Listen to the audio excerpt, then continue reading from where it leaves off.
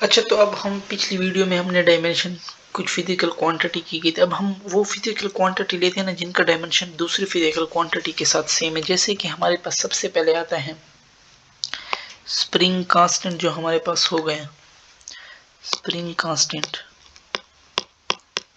Okay, spring constant का जो हमारे पास डायमेंशन होता है ना, वो हमारे पास सेम होता है सरफेस टेंशन के साथ। स्प्रिंग कांस्टेंट का डायमेंशन हमारे पास किसके साथ सेम होता है? सरफेस टेंशन के साथ। स्प्रिंग कांस्टेंट हमें पता है कि हमारे पास फार्मूला है F इज इक्वल टू के एक्स, सो कि हमारे पास F बाई एक्स हो जाता है। ओके,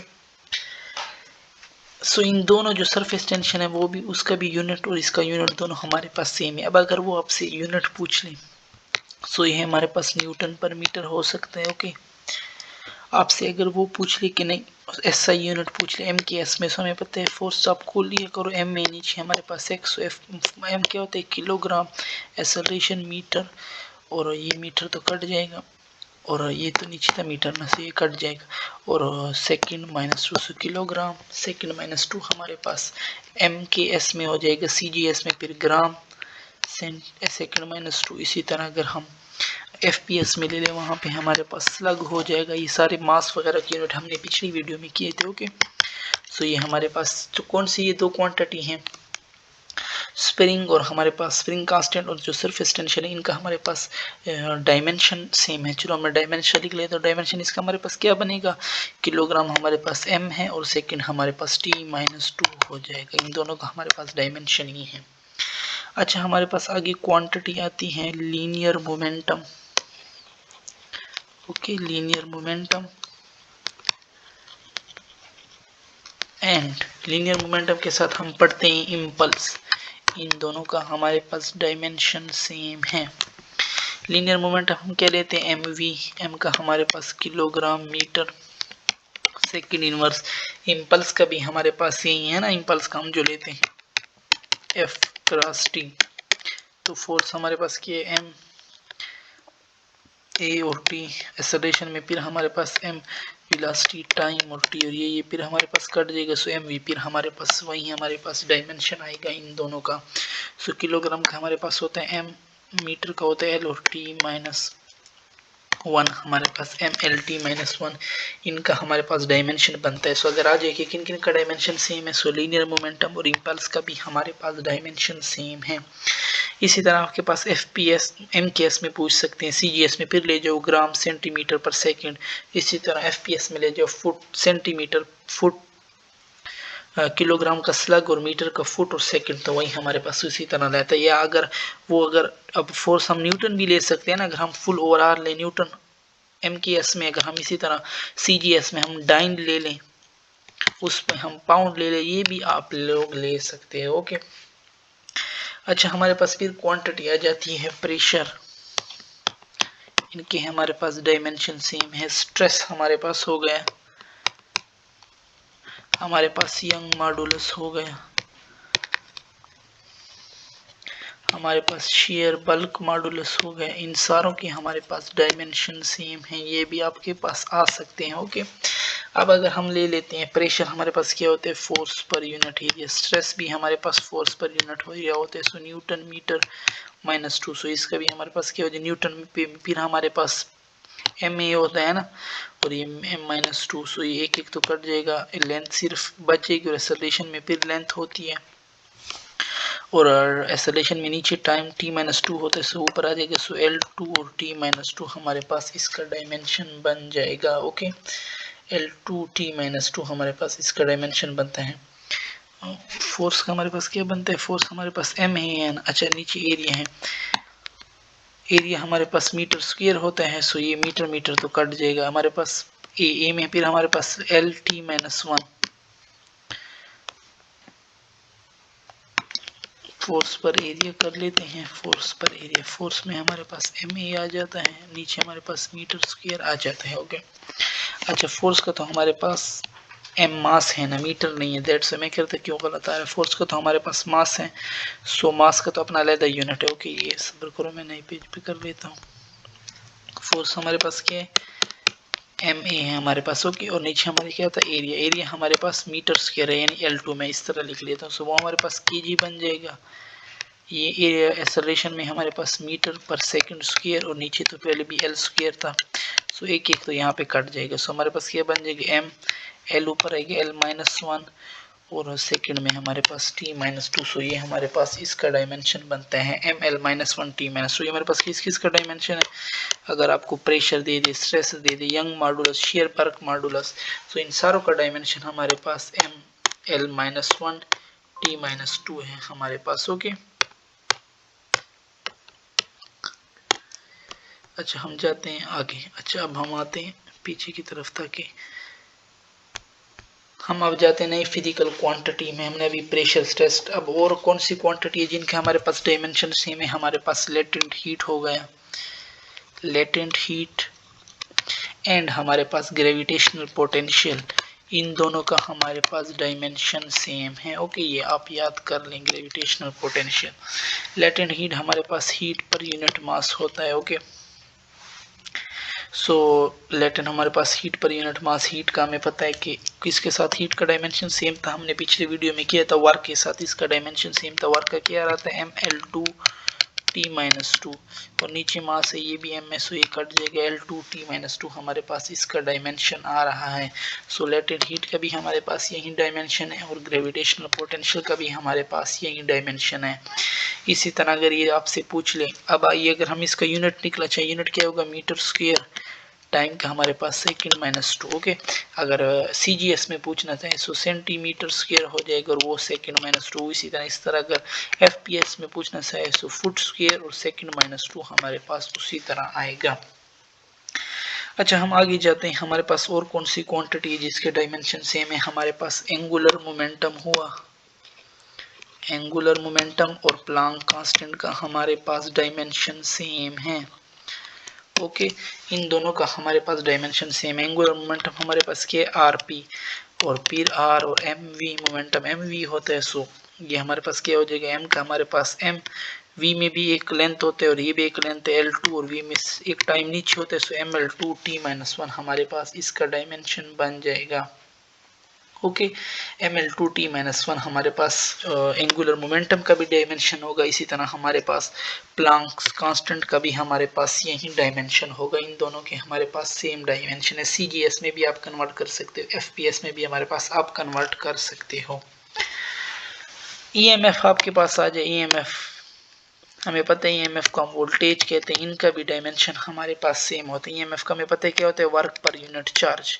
वर्क का हमें पता है क्या है, ML2 T माइनस 2 और चार्ज में हमारे पास I और T होता है ना, करंट इनटू टाइम, वो दोनों ऊपर आएंगे। सो एम्पियर इनवर्स और टाइम इनवर्स, ये T फिर उसमें कन्वर्ट हो जाएगा T minus 3, ML2 T minus 3 A minus 1। ये हमारे पास क्या है, EMF या वोल्टेज का हमारे पास और डायमेंशन है।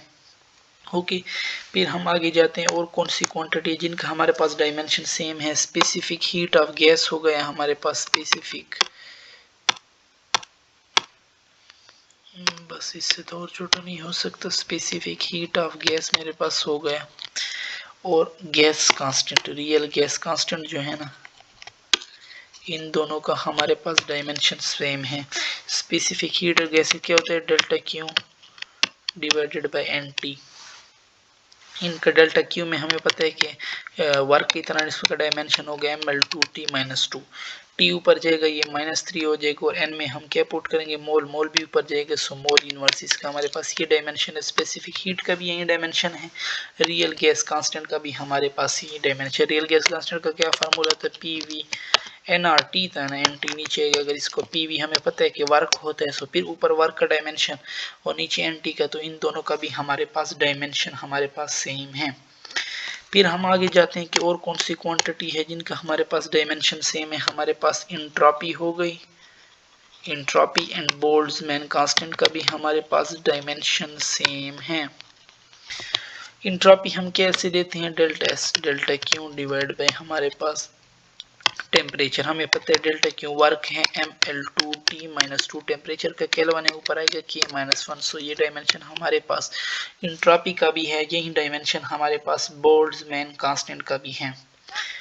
अच्छा हम आते हैं न्यू पेज में, हमारे पास हम आते हैं नीचे, हम अभी पढ़ते हैं डायमेंशन। हमारे पास रेजिस्टेंस का आ जाता है कि रेजिस्टेंस का हमारे पास क्या डायमेंशन है। हमें पता है फार्मूला है V is equal to I R. Resistance पूछी है सो रेजिस्टेंस हो जाएगी V बाय आई। V में हमें पता है कि work per unit charge into I, I में, ठीक है। आई पे हमारे पास क्या होता है एम्पियर। चार्ज अगर हम खोल ले चार्ज में, फिर हमारे पास आई टी आ जाएगा, आई स्क्वायर और साथ में टी आ जाएगा अगर हम चार्ज को खोल लें। ओके, वर्क का हमें डायमेंशन पता है, वर्क का डायमेंशन क्या है ml2t-2। अब ये हमारे पास पता है टी ऊपर आएगा, t-3 हो जाएगा, ये i2 में एम्पियर है सो एम्पियर -2 हो जाएगा।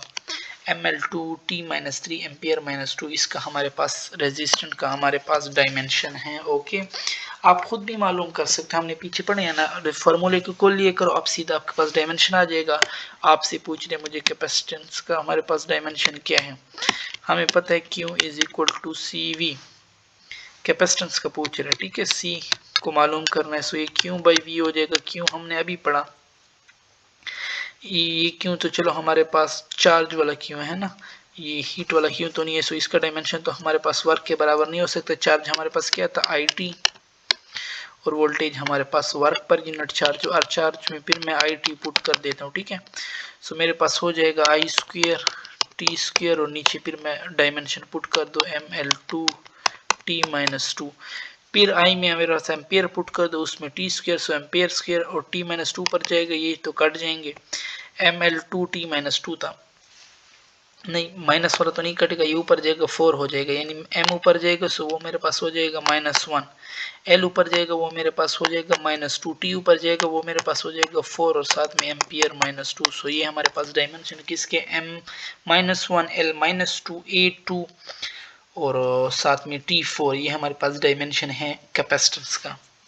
अच्छा, ये क्वेश्चन बहुत ज़्यादातर आता है कि अगर मैं रेजिस्टेंस और कैपेसिटेंस को मल्टीप्लाई कर लूँ, अगर मैं रेजिस्टेंस और कैपेसिटेंस को मल्टीप्लाई कर दूँ तो ये हमारे पास टाइम मेरे पास देता है, ठीक है। रेजिस्टेंस क्या अगर तुम्हें दे दे कि नहीं मैं ओम और फेराड को मल्टीप्लाई कर लूँ तो वो भी हमारे पास टाइम देता है। अच्छा, हमारे पास एक आता है कि ये ज्यादातर आते हैं, अच्छा ठीक है, हाँ, कि अगर रेजिस्टेंस या अगर आपको इसका डायमेंशन दे दे, इसका मल्टीप्लाई कर लो तब भी तुम्हारे पास टाइम ही आएगा, ठीक। एक और आता है L/R, ये भी हमारे पास क्या देता है, हमारे पास टाइम ही देता है। इसका डायमेंशन पुट करो, रेजिस्टेंस का डायमेंशन पुट करो, ये भी हमारे पास। और अगर मैं इसको उलट कर दूं R/L, ये R/L को मैं उलट कर दूं, ठीक है, या मैं उलट कर दूं 1/RC, सो वो फिर हमें पर क्या देगा, वो हमारे पास फ्रीक्वेंसी देगा। और अगर इसको उलट कर दो ये भी हमारे पास फ्रीक्वेंसी, क्योंकि पहले वो टाइम दे रहा था और टाइम के उलट हमारे पास क्या होता है फ्रीक्वेंसी। इसी तरह ये हमें टाइम दे रहा है लेकिन इसका हमारे पास उलट क्या होगा, इसका उलट हमारे पास फ्रीक्वेंसी होगा। ओके, क्योंकि हमें पता है ना फ्रीक्वेंसी का हमारे पास यूनिट क्या है, सेकंड इनवर्स। सो टाइम को अगर मैं उलट करूं तो वो मेरे पास सेकंड इनवर्स हो जाता है, so that's will be equal to frequency. अच्छा, हम आगे जाते हैं, हमारे पास सेल्फ इंडक्टेंस है जो अभी हमने पढ़ाया R/L self inductance. Self inductance का आपसे पूछ हमने पढ़ा हुआ है सेकेंड ईयर में, चैप्टर में हमारे पास फार्मूला है ईएमएफ का, E is equal to delta L delta I divide by delta T. Okay, ये एल तो कांस्टेंट हमारे पास होता है, इसने अभी एल का हमारे पास डायमेंशन पूछा। अब आप क्या करोगे, हमारे पास ईएमएफ है वर्क पर यूनिट चार्ज, हमने पढ़ा है अभी, वर्क का भी डायमेंशन पढ़ा है, चार्ज का भी पढ़ा है, टी का भी हमने पढ़ा है, delta I by delta T है ना, करंट का भी हमने पढ़ा है। सो करंट सारा डायमेंशन पुट करो, आपके पास सेल्फ इंडक्टेंस का भी डायमेंशन आ जाता है। इसका जो डायमेंशन बनता है वो हमारे पास है ml2t-2 a-2, ये इसका डायमेंशन हमारे पास सेल्फ इंडक्टेंस का बनता है। डीके कांस्टेंट का जो हमें पता है, decay constant is inversely proportion to time period, so इसका सेकंड इनवर्स बनेगा, या हम इसको फ्रीक्वेंसी भी कह सकते हैं। ओके, या हम इसको हर्ट्ज भी कह सकते हैं क्योंकि वो भी हमारे पास फ्रीक्वेंसी की यूनिट है। अच्छा, हम आते हैं, हमने ग्रेविटेशनल कांस्टेंट हमने पहले भी पढ़ा है ग्रेविटेशनल कांस्टेंट का, ठीक है, कूलम को। अच्छा, कांस्टेंट का हम दोबारा से कर लेते हैं, ग्रेविटेशनल कांस्टेंट हो गए, जैसे हमारे पास कूलम कांस्टेंट हो गया, ओके, परमिटिविटी हो गई, इनका हम कर लेते हैं। ग्रेविटेशनल कांस्टेंट का हम करते हैं, ग्रेविटेशनल कांस्टेंट पहले अपना फार्मूला लिख लिया करो, F is equal to gm1 m2 divide by r। अब ये पूछे हुए ना, इसको निकाल लो, G is equal to F r square, नीचे m1 और m2, F में हमारे पास न्यूटन, ये मीटर स्क्वायर, नीचे M1 M2 किलोग्राम स्क्वायर। ठीक है, न्यूटन फिर खोल लो, न्यूटन में हमारे पास M ही होता है, फोर्स है, फोर्स हमारे पास MA के बराबर है। सो इसमें फिर आ जाएगा किलोग्राम, मीटर इसके साथ मल्टीप्लाई हो जाएगा, सॉरी मीटर नहीं, मीटर पर सेकंड, मीटर इसके साथ मल्टीप्लाई होगा, मीटर क्यूब, नीचे हमारे पास सेकंड स्क्वायर आ जाएगा और किलोग्राम स्क्वायर आ जाएगा। ओके, इसी तरह अब इसको ऊपर ले जाओ, किलोग्राम ऊपर जाएगा, सो हमारे पास किलोग्राम -1 हो जाएगा, मीटर तो वैसे 3 है हमारे पास, और टाइम मेरे पास -2 हो जाएगा। डायमेंशन क्या बन जाएगा, किलोग्राम M है, सो -1, वो लेंथ है L3 और T -2। सो देखो इजीली आप खुद भी मालूम कर सकते हो अगर सिर्फ आपको फार्मूला आता है। इसी तरह कूलम्स कांस्टेंट के पास हम आते हैं।